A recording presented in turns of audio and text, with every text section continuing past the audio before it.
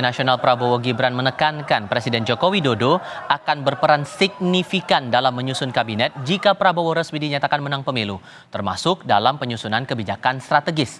TKN menekankan Jokowi berperan penting karena visi misi Prabowo Gibran disusun untuk melanjutkan, menyempurnakan, dan memperluas kebijakan pemerintahan Jokowi. Ya tentu Presiden Jokowi akan mempunyai peranan yang signifikan di dalam pembentukan pemerintahan Prabowo Gibran. Ada beberapa alasan. Alasan yang pertama adalah visi misi Prabowo Gibran. Ya, kalau kita lihat ada piramidanya itu, ada 8 asa cita, 8 program terbaik cepat, 17 program prioritas.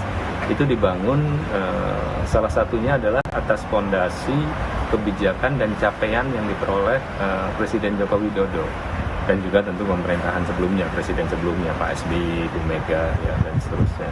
Prabowo Gibran selalu menyampaikan bahwa kami ini melanjutkan, menyempurnakan, dan memperluas kebijakan Presiden Jokowi.